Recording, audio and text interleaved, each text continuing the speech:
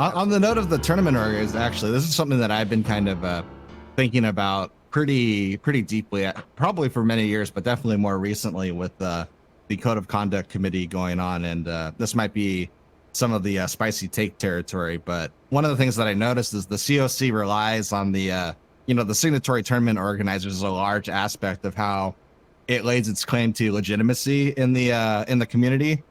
However, for the history of Smash as a general community, it's really been colored by tournament organizers that have decided that they don't necessarily want to collaborate for a variety of perverse incentives. Could part of the problem be that there's an over reliance on tournament organizers in general for the community as part of the problem? And might it be better to pursue buy-in or legitimacy from the actual players of the community rather than the tournament organizers in and of itself? Interesting question. So I think right now, because there is no, and here's a spicy take of my own, because Yeah. Nintendo has never been involved in our scene, they Right. have completely ended up giving tournament organizers all of the responsibility and all of the power, because they never took that power for themselves. So it's just become distributed among these people, and then you get people like Alex Strife who uses their position as a tournament organizer to groom a minor. Like, there's no oversight or like company that's like trying to keep things like okay or prevent scandals like what happened in July from happening because Nintendo just don't want nothing to do with it. So right now, yes, I do think tournament organizers are looked to not only for rule sets but also actually running consistent tournaments, funding players, and bringing in commentators and arranging streams. And if somebody has a problem with somebody else, they end up having to referee more or less, or make some kind of decision about who they're going to allow into their tournament spaces. So I guess what I'm saying is yes, right now TOs have everything. And I suppose there are some ways that we could put some of those things on players. For example, we could, outsource or spread the labor of like seeding in tournaments, for example, which often happens. But we could also, and I think we already do it a little bit with things like people bringing their own setups, and people, having their own matches or that kind of thing. So I think there are ways that players help support the whole infrastructure that is Smash. But I don't know that it will ever be within the place of the players to adjudicate individual cases of misconduct.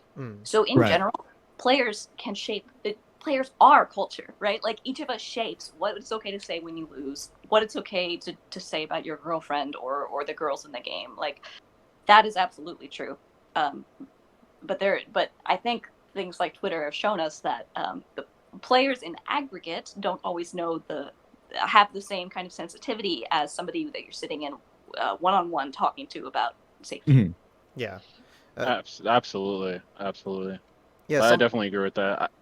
Go ahead, Cosmos. Oh yeah, no, I mean, I was going to ask another question, but if you wanted to respond to that, I think it's probably better to do that first. No, I was just gonna say, like, I completely agree, and it's kind of like what we were talking about, in our previous episode, where ultimately, like, people need to recognize people's value outside of what they bring in the game, and like also as a tournament organizer, right? Like, it can't be like, oh, just like, oh, I'm a godlike player, therefore, like, this is what I should listen to you, and then only you, and therefore, right? And just the same thing with people like tournament organizers. They're gonna build events. They can allow who can come to their events, so to speak, right? To a certain extent, but like also we need to look at where we have a protocol for the safety for the scene.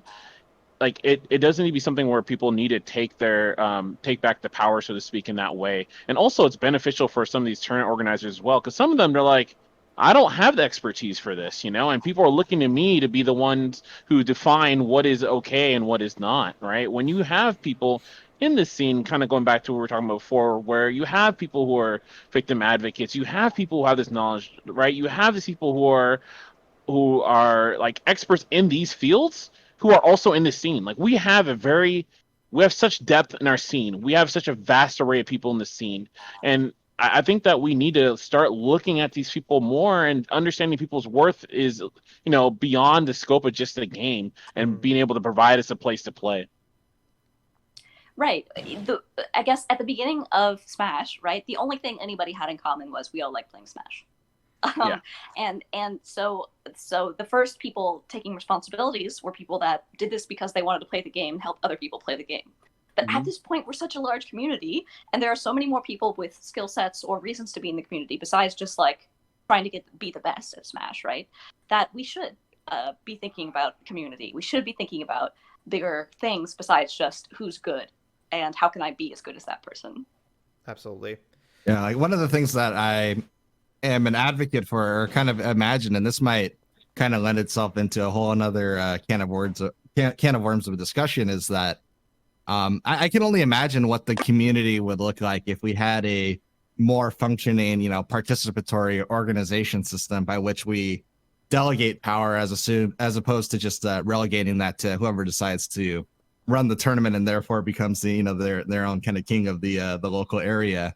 And I think this disconnect between people wanting to feel empowered and connected in their community might be part of some of the reason that there's a lot of unwarranted backlash. Because like one of the questions that I have is like, what does it say about the Smash community and online culture that we have like all these really vocal critics in one faction that accuse the code of conduct, the code of conduct committee of being this massive abuse of power, like this tyrannical overreach. But then while another faction of vocal critics says that we need to abandon the COC because it doesn't have any power. It's like, it seems like you are simultaneously overseeing an organization that is all powerful but powerless, and there's this like massive cognitive dissonance that you can't really synthesize those two ideas. Well,